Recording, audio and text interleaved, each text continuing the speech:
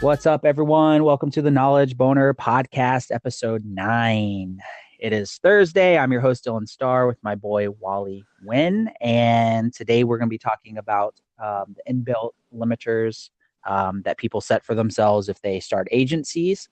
And I'm going to head it off to Wally and let him kind of lead this one today, guys. Absolutely. And 9, like German, like none. Is that no or none? I don't remember. Nine. Is no. I don't know.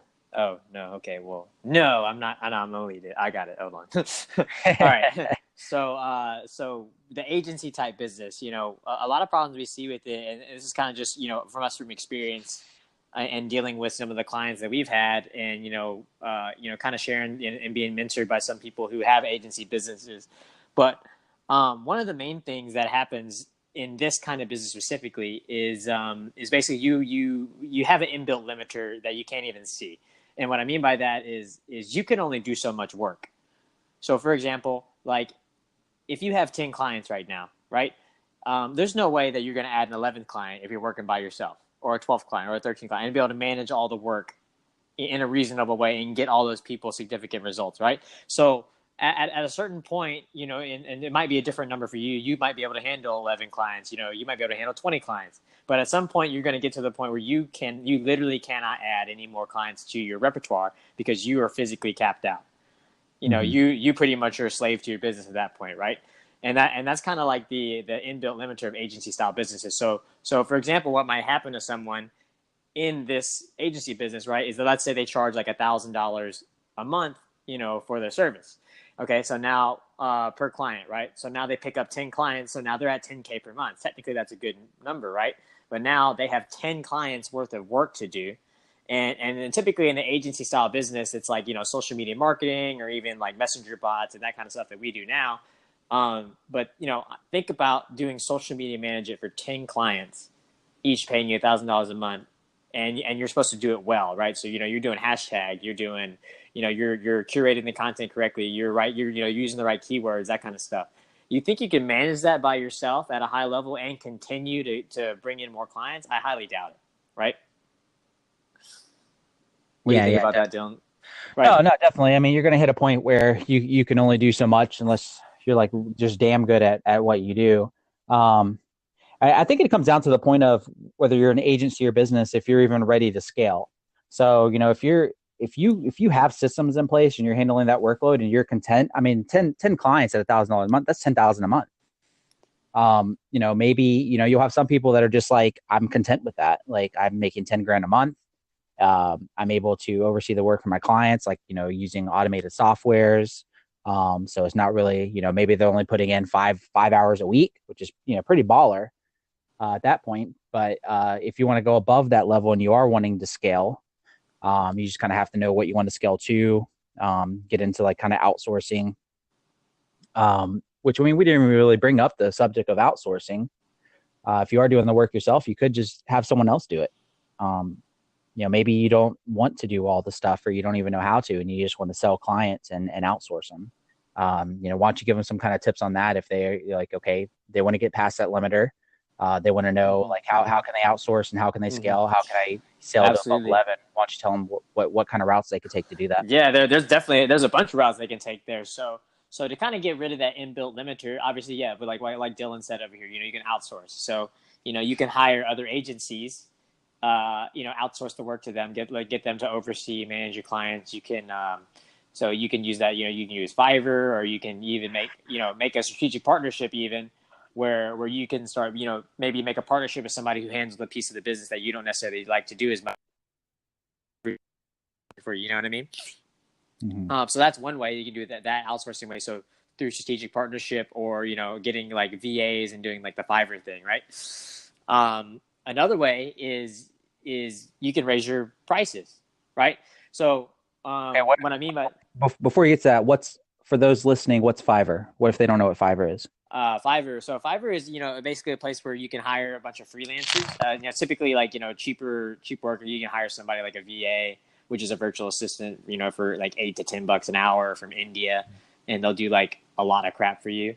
You can even get like social media managers at, relatively cheap prices, that kind of stuff. The only problem with Fiverr is, sometimes you're not going to get, the quality, right? You might have to train somebody a little bit. So if you happen to run like a specialty type business, then obviously you might want to train up that person a little bit. But if you continue to use them, then obviously you'll pay them, and if you train them up too, they'll be happy. So definitely will recommend that. There's also Upwork. But Upwork, you can either find freelancers to help you, or you can even post, your own, for lead generation, that kind of stuff on there. And I think that's really it for freelancers. So it's Upwork.com for those of you guys listening, and Fiverr has 2 R's at the end, so it's FIVERR.com. If you want to check those out and get some freelancers for cheap. So okay, so the next thing you're saying, next thing you said, just increase your price. Right. So increasing your price. So meaning like, if you're charging, you have 10 clients and you're charging them all $1,000 a month as a sub. So you say, okay, now instead I'm going to charge $2,000 a month. Right. So now either you can say, hey, you can move all your clients up to $2,000 a month, or you can outsource some of the work at the beginning and then say, okay, go to your clients, say, hey, would you give me a referral? And then for all those referrals, you now charge $2,000 a month, or maybe even $3,000 a month. So that's a good way to start scaling your business up, is by increasing your price and outsourcing the work. Like combining those two together would definitely help you with that pitfall for sure. Okay. Cool. So is there anything else to add to that, or is that pretty much the biggest limiter? You have any other limiters you can think of besides just kind of being tied into the work? No, I think that's really the main one. And, the main thing is, a lot of people, the reason that you want to do it is because, or I guess the reason that most people want to do it is because obviously you want to retire from your business. So meaning most business owners, they end up being a slave to their business. So meaning, you got to work. If you don't work, that thing doesn't run, right? Right. And that's kind of the point of outsourcing, is that, you maybe take a little less profit, but then you gain back your time.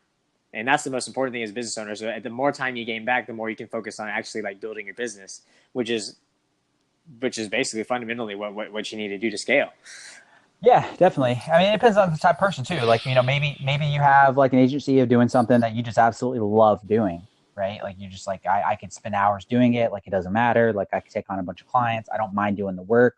Like I'm just legitimately happy, doing it. Me and Wally, we get well together. Like we're two kind of different sides of the spectrum, different, 2 different personality types.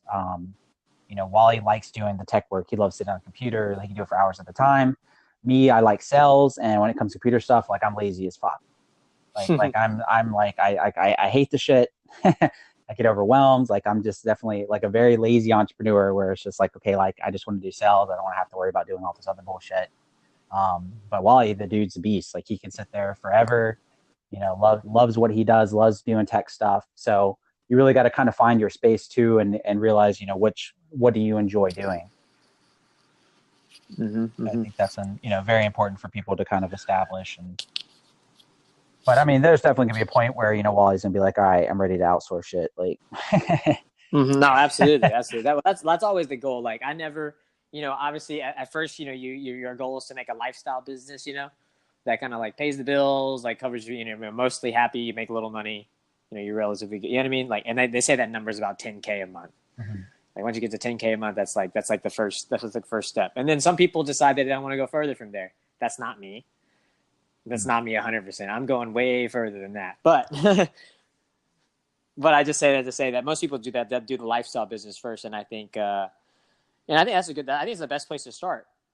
Like solving your lifestyle first, and then you can figure out, okay, am I comfortable here, or do I want to scale forward? Yeah. And then when you decide to scale forward, that's when you need to start thinking about, okay, is my business model the right kind of business model that'll help me scale, or do I need to adjust? Right. And that's kind of the things we were talking about earlier. And I'm glad you brought up, I think, for tomorrow's podcast, so tomorrow's Friday. I think it's a good topic. I kind of want to talk about, being comfortable versus uncomfortable, whether it's in your goals, whatever it is you're doing, the importance of it, and just kind of, what happens. I think that's a really good topic that we can kind of harp on, for tomorrow, for those listening, that if you guys want to hear about that and kind of know more about what we're talking about, the importance of it, let us know. We can use that as a topic, definitely. So yeah, if you do have an agency, I hope that was helpful, guys. I know it seems just kind of, very broad, and, you may be, and for those of you that are listening, right. And maybe you're listening and you're like, you know what, I already knew that. Like, you're like, duh, like that makes sense. Like, I see shit like that in webinars or stuff all the time. And I want to bring up something that a very successful person brought up, which makes a lot of sense. Okay. A lot of us, whether it's losing weight, right? Diet and exercise. And we tell you like, oh, well, how do I get in shape? Well, you got to go to the gym. You got to watch your calories. You got to exercise. You got to eat right. And then people be like, well, I already know that. Well, no shit. You didn't tell me anything that was new. I already know that. Yeah, but are you fucking doing it? Like, you may know it, but you may not be doing it. A lot of things that we don't do. So if anything that I'm saying or Wally's saying in terms of outsourcing or helping, you may be listening. Well, okay, that makes sense. I already knew that. Well, I have a question for you. If you knew it, are you already doing it? So, definitely take whatever you're saying, learn it and apply it. But, if you're ever taking information, you're kind of seeing it as a negative, like, oh, I'm not getting any real value. Like, I already know this shit. Then, I mean, guys, if you're going to be negative, you're not going to ever apply anything. You're not going to learn. So, Wally, thank you for sharing that with everybody. I think that we pretty much hit the nail on the head with that. Do you think anything else we should add to that? No, I think we're good. I think, most of the time, I can't tell you how much crap, like, I'm one of those people that has like, I don't mean this like pretentiously or like to brag, but like I have high IQ. Like, I actually graduated college, went to master's school, all that stuff, right? So I did the school thing, and so I totally get it from the standpoint of like I know a lot of stuff, but definitely like taking action was something that took a little while to really click. You know what I mean? Oh yeah, definitely. We got, of course, the fucking Asian dude finishes school and goes for his master's, and surprised you don't have a PhD. I asked, what kind of Asian doesn't have a PhD? I want to know. Like, it just doesn't add up. It's funny, that my parents, that my friends used to always make this joke, and my parents even used to say, you doctor yet? It's like, well, I could have been by now, but I decided not to. So. Yeah, well, plus we already know you're miserable in a hospital setting, so I don't think that'd be the right career field for you. No, I don't think so. Well, all right, guys. Well, hey, guys, thank you so much for tuning in. That should be it for today's episode. Tomorrow we can talk about, being uncomfortable, comfort versus uncomfort.